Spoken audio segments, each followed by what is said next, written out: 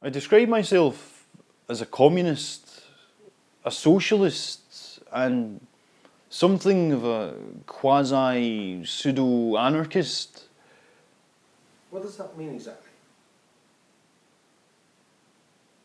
Well, I mean, if you don't already, then, I mean, there's probably no point in going ahead. I mean, you're probably just part of the problem.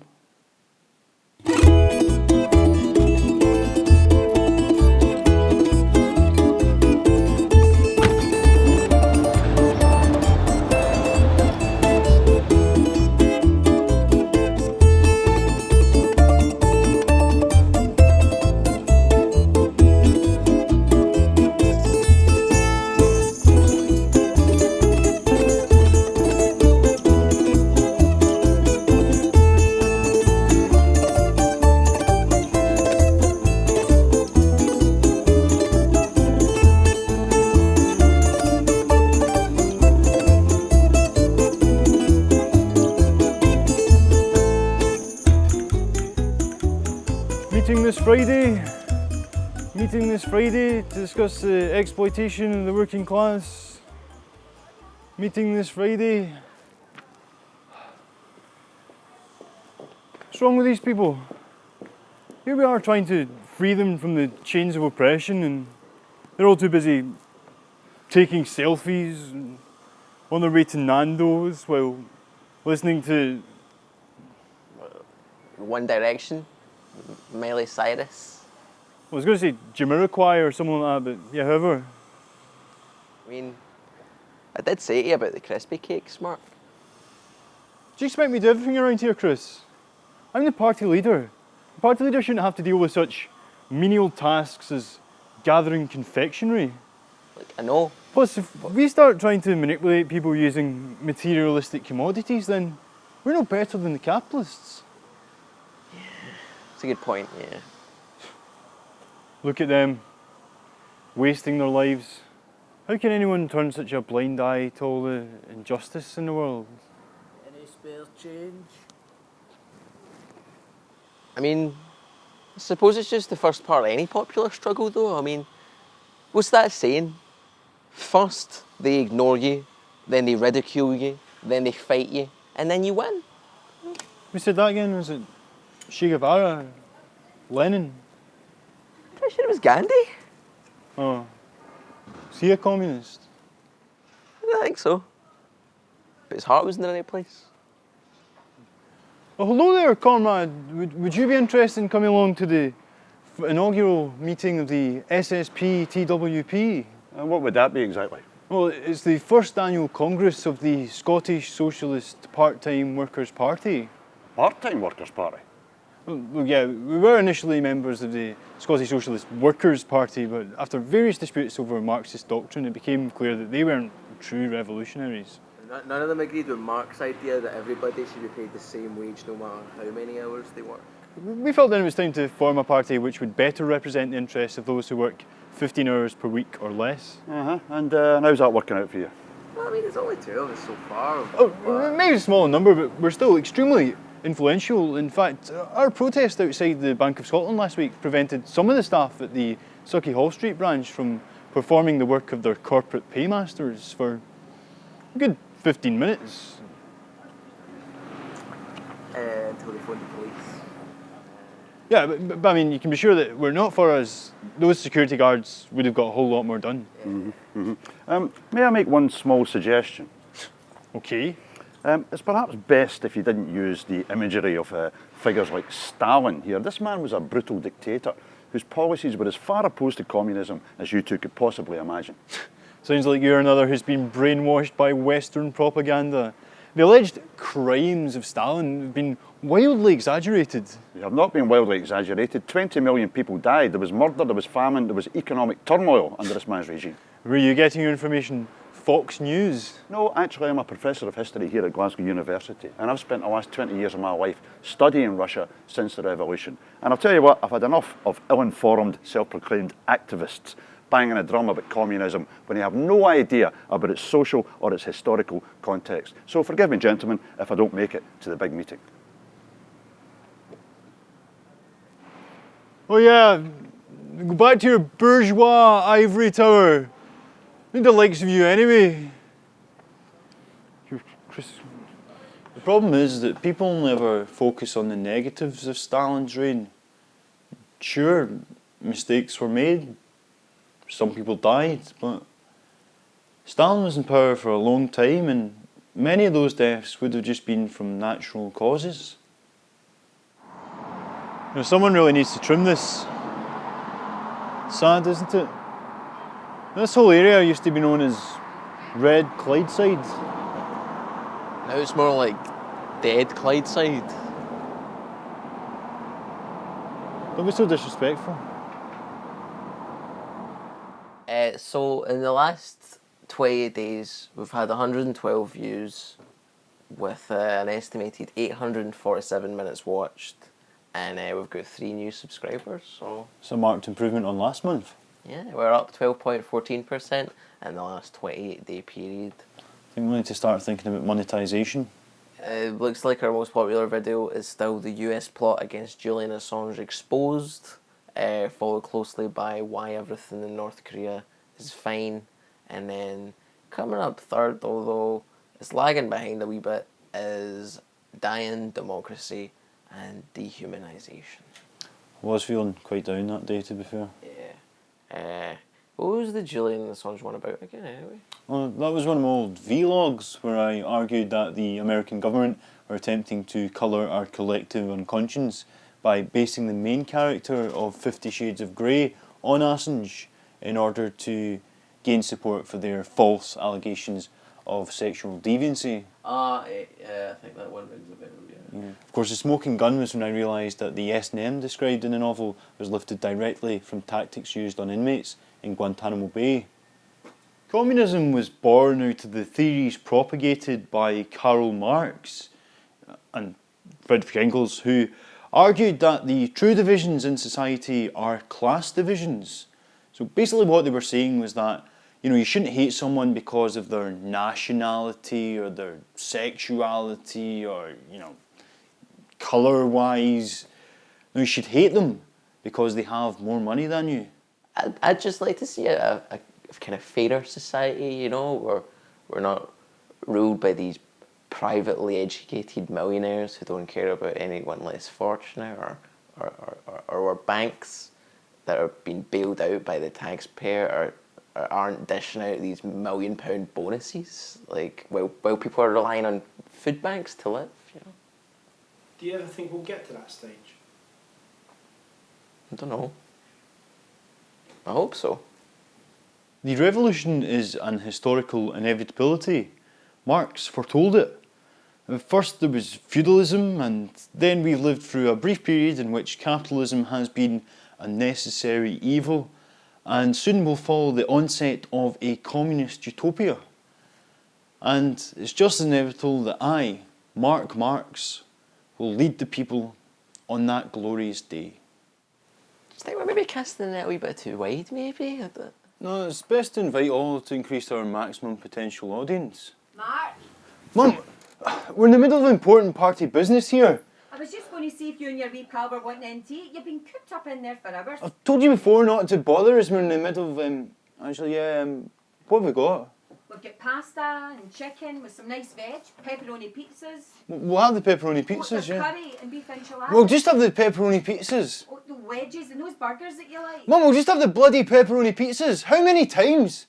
Well, I'll make them when I'm ready. Fascist.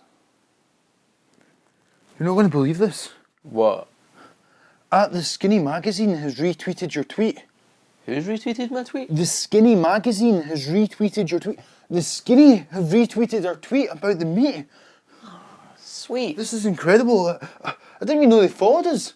Yeah, a girl I went to school with, like, writes for them, and I think she runs their Twitter feed as well. You're just mentioning this now. Because, look, the Skinny have over 30,000 followers. Really?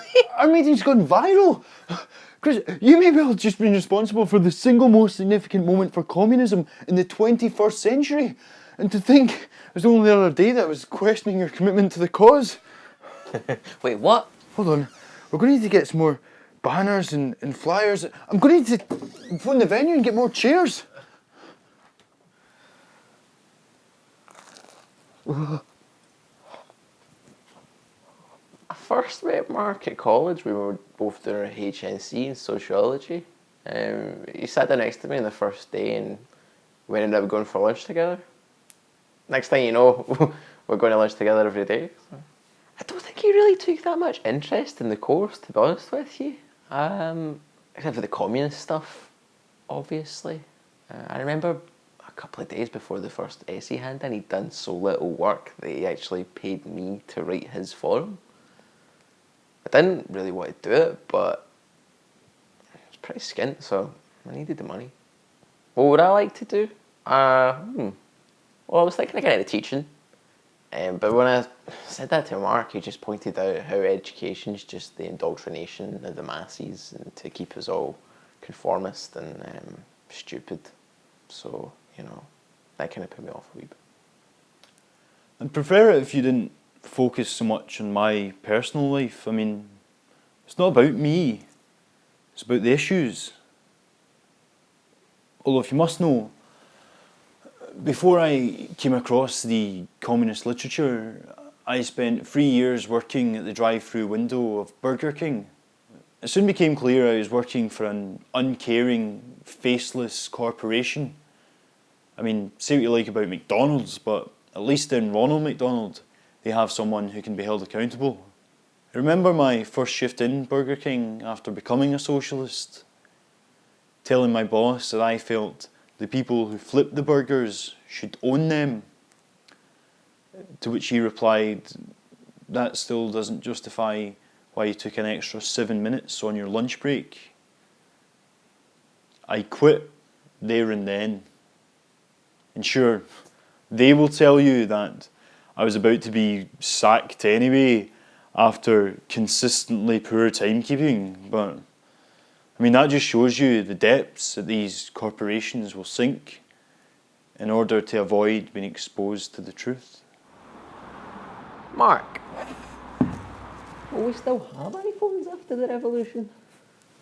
Don't see why not. Well, what about the fact that they're made in factories where the working conditions are so poor that people have thrown themselves out windows into anti-suicide nets? Oh yeah, what'll happen is we'll still have iPhones. We'll just only use the ones that were made before the revolution. Okay, that makes sense. Julie's coming, by the way. Who? Julie, I went to school with her. She writes for The Skinny. She's coming here? Yeah, she's gonna write an article on us or something. That's pretty cool, isn't it? Right, well, right, have you got any chewing gum on you? I don't have any chewing gum, man. Right, I'll need to see my grand's put my money in yet. You okay setting this up yourself? Mark, I thought you said that communism only worked when everybody does their fair share of work. How many times do I need to explain this to you? Before true socialism can be accomplished, we need to establish a transitory proletarian dictatorship, which I will be the leader of. After a necessary period of economic growth, we will transcend into a true communist society, and then I'll be able to help you with things like the chairs. But until then, you've got about 20 minutes.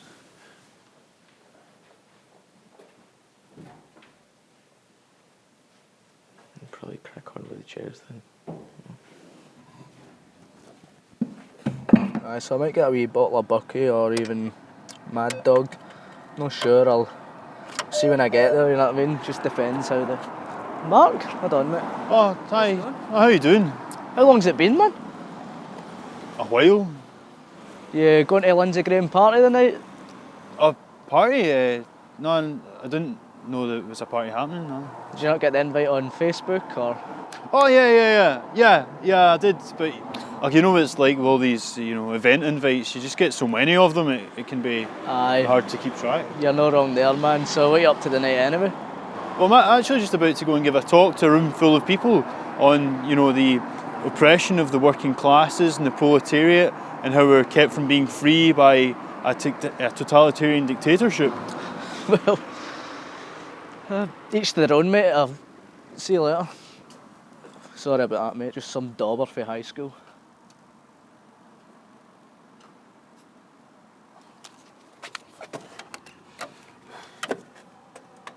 Yeah, of all the Clydebank World War II gas mask exhibitions, this is definitely my favourite one. Oh, yeah.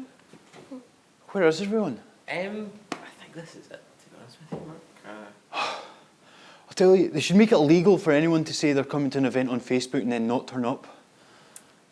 Marc Marx? Yeah, and you are? This is Julie from The Skinny. So nice to meet you. Oh, thanks very much. Likewise. I just think it's fantastic what you're doing here. It's about time someone from the left organised a productive discussion. Oh, I was just saying the exact same thing to Christopher there. Wasn't I just saying the exact same thing the other day? When?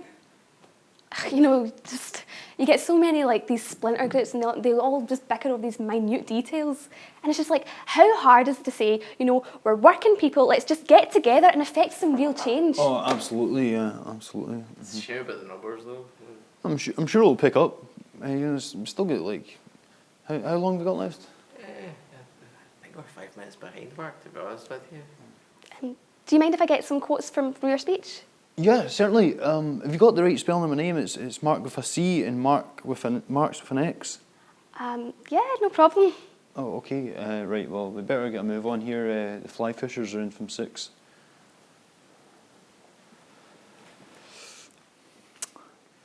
Okay, well, hello comrades, and welcome to the first annual Congress of the Scottish Socialist Part-Time Workers' Party. Is this no the Pensioners Club? No, I believe the Pensioners Club is on a Thursday. This is a meeting to discuss the writings of Karl Marx. What's he saying? Oh, something about car parks. I wasn't writing about that, son. We just got our bus passes.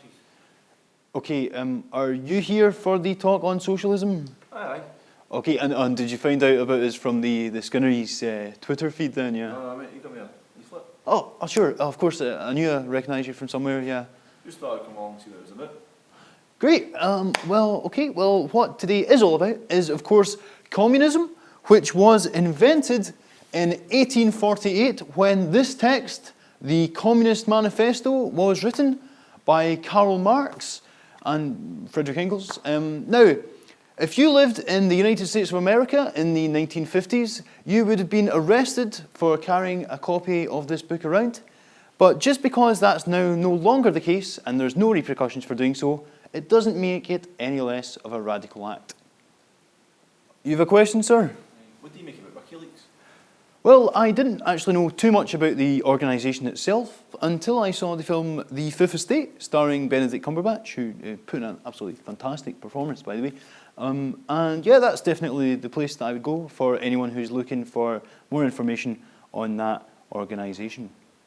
And I see no reason to suggest why, if he hadn't been murdered outside his apartment in cold blood, that John Lennon wouldn't have went on to become the next president of the United States, before, of course, dismantling the state system altogether and bringing forth a socialist utopia, as described in his hit single with Yoko Ono, Imagine.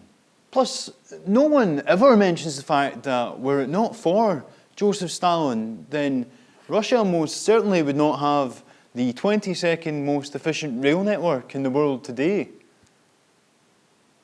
And that is why it is so important that you join me and the other member of the SSP TWP. Join us in the fight for freedom of the working class, to free ourselves from the chains of oppression and from this world where all anyone cares about is money. I should mention there is an initial membership fee of £25. Chris will be down the front with the sign-up sheet. And we're now going to end with the international song of brotherhood for all communists around the world, the Internationale. Arise, ye comrades, from your slumber. Arise, ye prisoners of want. Julie, what do you think? Well, that was eye-opening. Oh, great. I don't think I've listened to so much shite in my entire life. Sorry? No, I'm sorry. I'm sorry I came along and wasted my time in this absolute farce.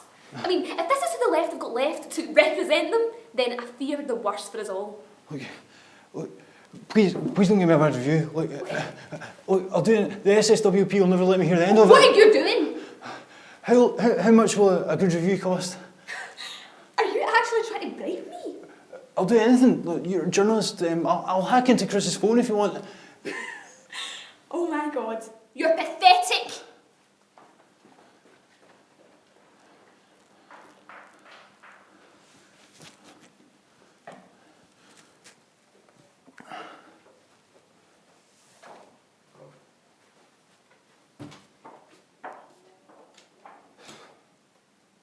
The long-winded speech was as dull as it was uninformative, and ironically it was only the few members of the public who'd turned up that could hold a justifiable claim to having been oppressed. Could have been worse, I suppose. It's a hatchet job, Chris. You know whose fault this is, don't you? Maybe the same person who invited that corporate shill along in the first place. She writes for an independent magazine, Mark. Oh please, you don't rise to the level of assistant chief reporter at the Skinny without being coerced by the powers that be. She's part of the bourgeois intelligentsia. She's got no sympathy for our struggle. And you know, I'm starting to think she's not the only person that accusation could be levelled at. Yeah, well, so am I. What's that meant to mean? You trying to question my commitment to the cause? I just think it might be difficult to care about the rights of the part-time worker party if you don't even have a part-time job yourself. Oh, and your 3 shifts a week in the cinema qualify you to start a revolution? No, it doesn't. But maybe I've realised I don't want to start a revolution anymore.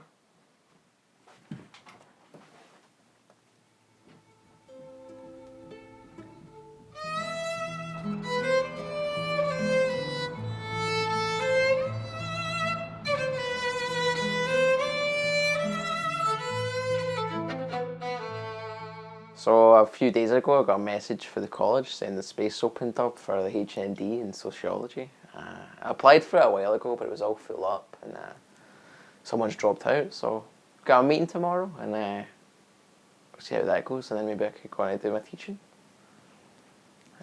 Yeah, things are looking up.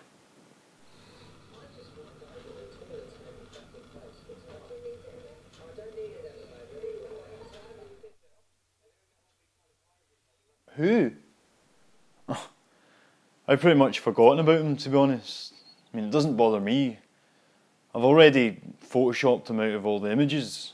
All that's left to do now is wait on Google replying to my right to be forgotten request, so that any mention of him can be consigned to the dustbin of the party's web history. This is a t-shirt Chris bought for me, although I've never actually worn it, depicting the academic and linguist Noam Chomsky, who's a real champion of the idea that you should think for yourself and not be easily swayed by outside influences, which is as much a reason as any as to why I've not actually read any of his books. Always preferred Christopher Hitchens anyway. I think when you try take the whole weight of the world on your shoulders, it can all be a wee bit too much. You know? Like, sometimes you need to be selfish. Start looking out for yourself.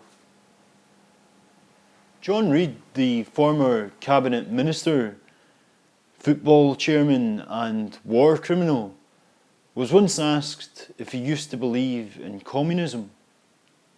And he replied, "I used to believe in Santa Claus as well." But John Reid was a member of the Communist Party when he was in his final year at university, when he would have been around 21 years old. And if John Reid, at 21, was still believing in Santa Claus, then I think that tells you everything that you need to know. Mark, when are you leaving? A few minutes, Mum. Is Chris not coming with you? Forget about Chris. Oh, if he's not made up yet. Not going to make up. Well, who are you going to knock about with now then? Are you just going to go back to sitting in here on your own all the time?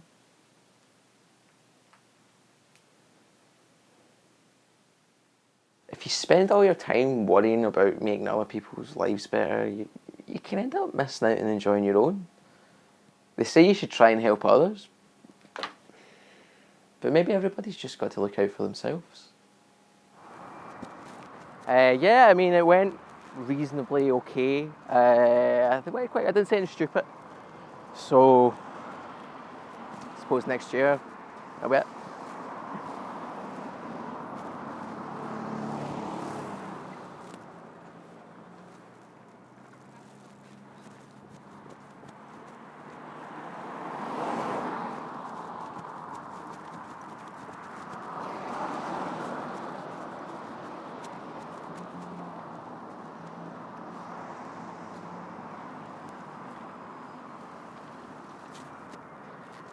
See, you have to get your political message across face to face now. There's just no point in using the press.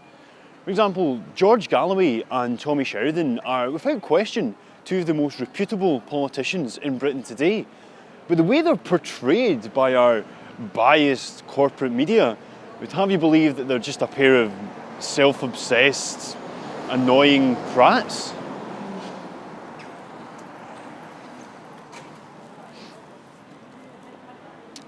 Scottish Socialist Part-Time Workers' Party. Scottish Socialist Workers' Party. Scottish Part-Time Socialist Workers' Party.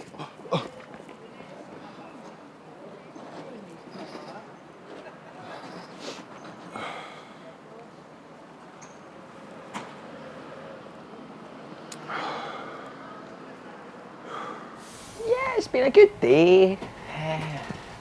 This is what it's all about, just being a normal person, going home, everybody else, to a place. The history of all hitherto society is the history of class struggles. Freeman and slave, patrician and plebeian, lord and serf. Sit down, mate. Guildmaster and journeyman. Seriously, mate, sit down. Nobody's interested. Shut up, you absolute ignoramus. Stood in constant opposition to... Mark!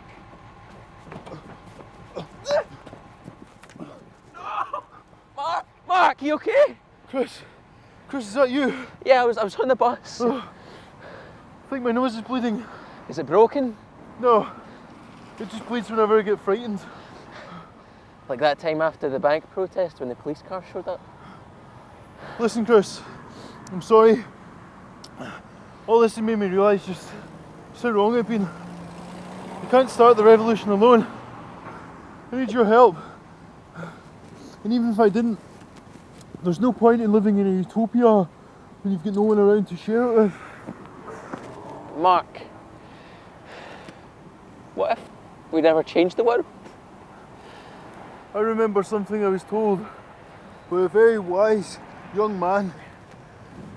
He said, in any popular struggle, first they ignore you, then they ridicule you, then they fight you, and then you win.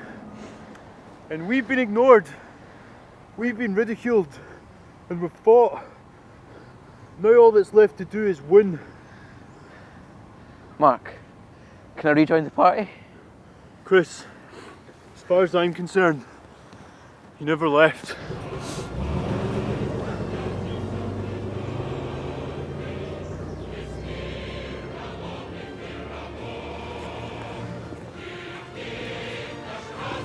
Although, we may need to take some new photographs. What?